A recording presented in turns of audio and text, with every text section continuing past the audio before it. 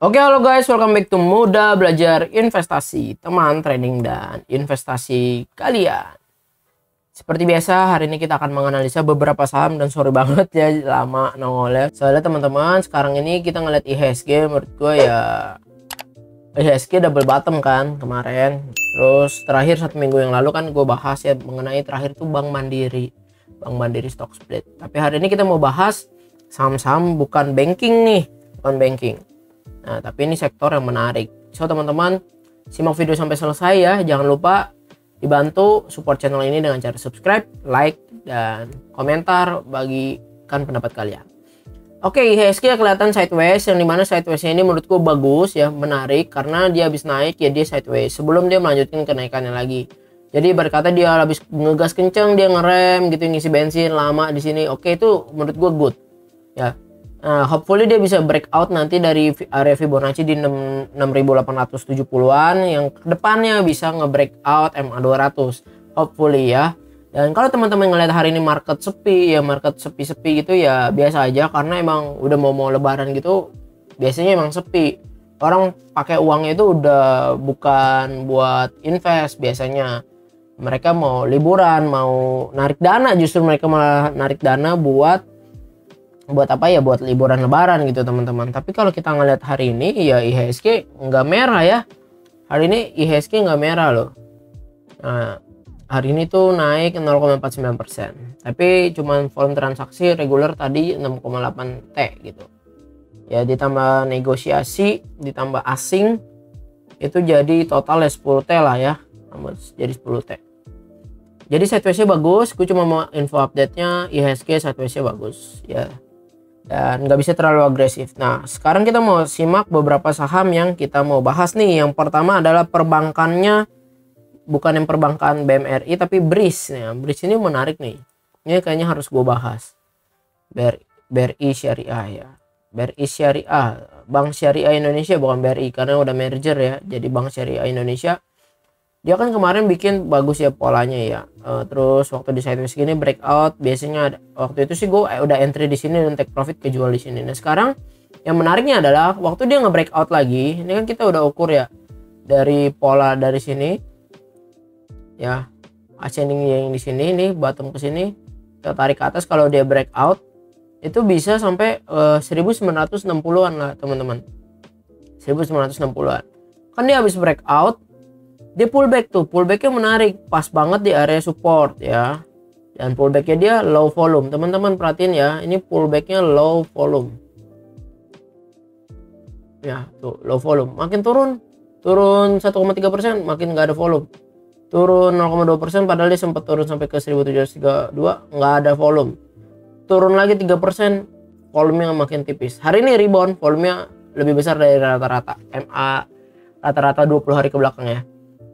Jadi menurut gue nih BRIS cakep teman-teman. Kita tinggal tentuin titik entry-nya di mana kan. Kalau gue pribadi gue akan ngelihat di sini, karena di sini high-nya dia adalah 1820 dan hari ini dia tuh mau 1810 malah ketarik turun lagi shooting star. Jadi kalau gue pribadi gue bakalan beli kalau dia nge-break 1830. Kenapa 1830? Karena mau mastiin dia bisa 2 tick dari 1810 ya. Jadi 1820 juga boleh kok, 1820, yang penting dia bisa nge-break 1810 ya. Jadi kita mau tunggu dia break. Kalau misalkan kita ngeliat lagi nih teman-teman ya, ke coba kita lihat ke time frame lebih dekat 1 jam. Coba kita lihat ya selama 1 jam apakah ada pergerakan yang bikin dia menarik buat kita entry. Nah, di sini nih dia bikin pola ascending triangle nih ya, begini. Terus ya di sini resistnya nih yang nggak bisa dia hantem tuh, ketakar nggak bisa kan. Jadi kita mesti tunggu nih dia break di mana nih, 1810.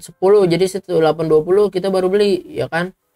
Nah, kayak begini teman-teman, ini dalam time frame 1 jam ya, dalam time frame 1 jam. Dan kalau misalnya kita ngeliat lagi nih, tarik lebih panjang lagi, dia itu lagi bikin namanya inverted head and shoulders juga ya, tapi pada intinya ya seperti ini.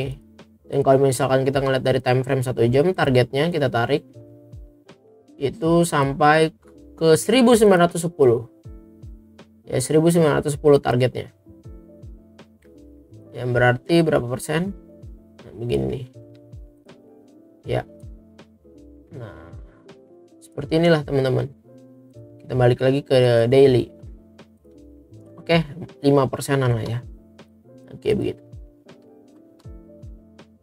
Soon bisa breeze menurut gua ke 1900. Coba kita ngeliat ya stochastic dan MACD-nya. Kalau dari volume dan pattern, chart pattern udah oke nih breeze, tapi kalau dari stochastic dia masih berada di area jenuh beli ya, masih ada area jenuh beli, tapi dia masih mau golden cross. Ya. Maka dari itu kenaikannya mungkin nggak akan langsung signifikan, mungkin bisa cuma 5% di 1900, habis itu dia balik turun, kita nggak tahu. Tapi kalau MACD masih di area plus, cuman dia emang kelihatan pengen dead cross, dan histogram makin lama makin menipis. So ya makanya that's why kita nunggu break dulu 1820. Kalau dia nggak break, takutnya dia malah breakdown, jadi kita nggak bisa langsung beli aja ya, tunggu dia lebih besar sama dengan 1820. Kalau dia breakdown ya artinya nggak kebeli, ya oke, nggak apa-apa. Seperti itu. Nah, stop loss tapi tetap harus dia siapin juga. Stop lossnya kalau jebol dari supporting di sini. Atau teman-teman kalau stop lossnya lebih mau berani, ya di bawah MA20. Ya, di bawah MA20 ya baru stop loss. Tapi itu jadinya risk and rewardnya nggak menarik kalau misalkan stop lossnya di sana. Ya silakan diatur lah ya teman-teman. Foreign hari ini akumulasi 24 miliar. Bagikan pendapat kalian mengenai breeze. Kalau gue pribadi kayaknya tetap bakalan setup kalau break 1820 sampai 1830 dengan target 1900 sampai ke 1960 atau 50. Oke. Lanjut ke saham berikutnya nih, perbankan yang ini Bank Aladin ya. A whole new world. Aladin. Kenapa nih? Pertanyaannya kan gue biasanya nggak suka nih ngebahas saham downtrend. Bank ini downtrend parah. Dari Desember 2021 nih downtrend banget. Gue nggak pernah ngelirik nih saham gitu ya, tapi sekarang tertarik. Yang bikin menariknya adalah ini saham berpotensi buat reversal ya, udah kelihatan sih reversal. Hari ini naik 9%, tapi gue nggak akan beli langsung besok, enggak. Gue mau ngelihat ya, apakah nih saham bank berhasil kedepannya ngebreak atau close di atas MA200. Jadi MA200 itu di 1500 ya. Jadi di 1500 ini kita tungguin apakah dia bisa ngebreak di sini 1500. Kalau misalkan dia ngebreak di 1500, maka kita bakalan pantau teman-teman, tapi nggak langsung beli ya. Ingat, nggak langsung beli, tunggu dia sideways. Sidewaysnya kayak bagaimana, konsolidasi kayak begini, ngebreak tuh ya, ngebreak MA50 turun dulu, sideways kan di area-area situ doang, dia bikin triangle ya kan, dia bikin triangle pattern. Terus baru nih pas udah sideways begini, baru kita setup di sini ya, ngebreak. Begitu juga nanti ketika dia udah ngebreak MA200, hopefully bisa, karena MA200 belum pernah dilewatin tuh. Waktu dia lewatin di sini, sama kejadiannya di 8 April 2022, nggak berhasil tuh dia ngebreak MA200. Semoga sekarang bisa ya, kedepannya bisa, semoga. Kalau bisa menurut gue breeze menarik, Bang Aladin ini menarik buat kita pantau teman-teman. Kalau nggak ngebreak gimana ya, nggak menarik lagi menurut gue ya, belum menarik gitu, karena dia akan kembali downtrend lagi teman-teman. Jadi kita tunggu konsolidasi bank ini ya, teman-teman juga saling ngingetin ya, nanti kita info-info. Oke ya, kita lanjut nih ke saham berikutnya nih, yaitu IMAS. Nah, IMAS Indomobil. Nah, sebetulnya IMAS ini saham kacau nih. Lihat kenaikannya. 1 2 3 4 5 6 7 8 9 10 hijau terus. 10 candle hijau terus ya. Terus banyak yang nanya, boleh masuk gak nih ke IMAS? Jawaban gua sekarang belum ya. Terus waktu itu dari awal juga gue jawab belum. Dari waktu di sini jangan dulu, riskan. Terus mungkin ada beberapa orang dia tahu gitu, gue nggak usah dengerin lu tuh, gue masuk aja, orang naik kok, naik loh, jangan salah loh, naik loh dari kemarin nih waktu itu 34%. Nah, jadi teman-teman jangan terlalu mentah-mentah gue bilang belum, ternyata kalian udah punya plan dan alasan yang gimana mau entry ya entry aja gitu ya. Kalau gue pribadi ya enggak, daripada gue beresiko. Nah, waktu itu gue entry IMAS di sini ketika dia udah nge-break resistance dia di sini ya, Fibo 100 dia break, gue entry nih di 1000 berapa lah pokoknya, di sini pas 1120. Nah TP-nya gue kecepatan ya, tapi nggak apa-apa, gue tetap untung teman-teman. Di sini nih waktu ditipu nih dia turun tapi naik ya, tapi nggak apa-apa, gue tetap melindungi trailing stop. Pokoknya intinya profit itu jadinya berapa ya, 9% lah. Dapat 9% ya tetap lumayan, tapi tetap kalau dibandingin ya, tahu gitu mah lo nggak usah trailing stop bisa dapat 47%. Ya silakan, kalau gue sih tetap dengan sistem gue ya. Kalau gue sih tetap, karena kita nggak tahu masa depan kayak bagaimana. Nah kenapa kita mau bahas IMAS? Nah si IMAS ini menarik, dia ini strong banget, tapi kalau buat entry gue pribadi belum. Jawabannya adalah tunggu konsolidasi ya. Walaupun candle dia yang ini menarik parah coy, ini tuh hammer seller tapi dihantam sama buyer, jadi nggak mau turun dulu nih. Ini candle hammer nih teman-teman.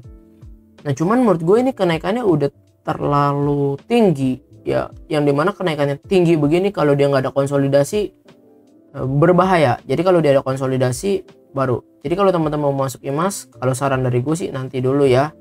Nah hari ini kelihatan foreign pas di 14 April ini buang barang 3,6 miliar, tapi ini bukan tentang foreign, bukan tentang asing ya.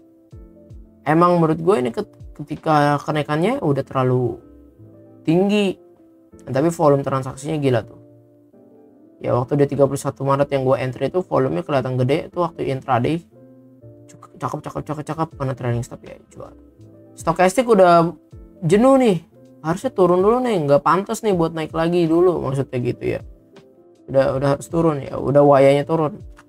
Jadi kalau IMAS sendiri menurut gue ya jangan langsung dibeli teman-teman, tunggu konsolidasi.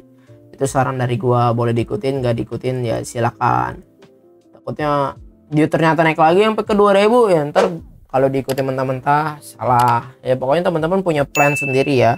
Nah itu untuk IMAS, gue pribadi tunggu dia konsolidasi ya, at least dia konsolidasi dulu ke turun ke 1600 ya, itu bagus. Coba kita ukur dah pakai Fibonacci terbaru nih ya. Habis kenaikan dia sampai sini, wajarnya dia turun sampai mana? Wajarnya itu kalau dia turun ke 1500 aja masih sangat teramat wajar.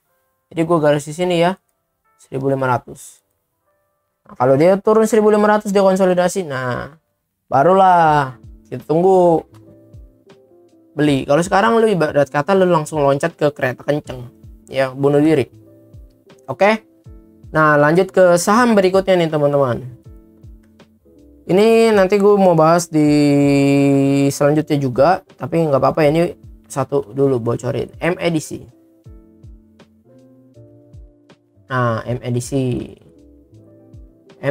bikin pola ini udah gue lihat tadi ya, dia bikin pola inverted head and shoulders teman-teman. Kalau misalnya kita ngelihat dari inverted head and shoulders ya, targetnya maka sampai ke sini nih. Coba kita turunin ke 1372, 23%. Tapi kalau misalnya kita ngeliat juga dari dengan support and resistance yang dibentuk MEDC akhir-akhir ini, dia bikin sampai high-nya itu 1430 ya.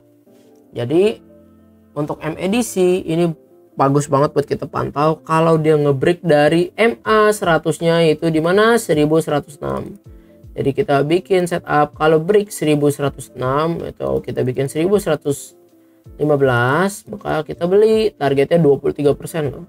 Stop lossnya kalau kita ngeliat dari pattern ini dia jebol support yaitu di 1000 udah boleh, under 1000 jual. Stop lossnya ya under 1000, nah 10%, risk and reward 1/2. Tapi kalau teman-teman berani stop loss yang lebih besar, menurut gua bisa ke sini nih ke 13%. Jadi under 960 baru stop loss. Jadi ya terserah teman-teman ya, terserah teman-teman lagi-lagi plannya gimana. Kalau gue sih kayaknya lebih prefer kayak begini, stop loss 13%. Ini buat swing ya, nggak bisa buat dalam satu hari ya teman-teman. Lihat pergerakan dia inverted head and shoulders ini dari Februari sampai April, jadi 2 bulan dapat 22%. Menurut gue sih worth it. Menurut kalian bagaimana untuk MEDC? Dari chart pattern menarik. Nah sekarang kita lihat ya dari volume waktu dia naik, pas dia koreksi di sini ya waktu kebentok ya, low volume loh teman-teman, tak low volume bikin shoulders kanan, kenaikannya dibarengi dengan volume yang besar. Jadi kalau dia besok break Senin break, ini kan udah habis Jumat dengan volume cakep banget. Foreign akumulasi terus selama 3 hari ini 24 triliun ya. Terus coba kita lihat ya, average si foreign selama akumulasi berapa sih? 1081 sama 3 hari. 1064. Ya, kalau gue pribadi nggak apa-apa, gue dapat lebih mahal dari foreign di 1100. Beda dikit nggak apa-apa, tapi gue mau pastiin dia berhasil breakout atau enggak. Ya, berhasil ngebreak ke nih. Kalau nggak berhasil ngebreak ya dia berpotensi turun lagi. Seperti itu untuk MACD. Stokastik hampir berada udah di jenuh jual sih, jenuh beli ya. Tapi dia lagi golden cross. MACD lagi bagus-bagusnya nih, masuk ke area plus, lagi golden cross masuk ke area plus. Jadi menurut gue MACD menarik sih buat kita pantau ke depannya. Menurut kalian MACD gimana?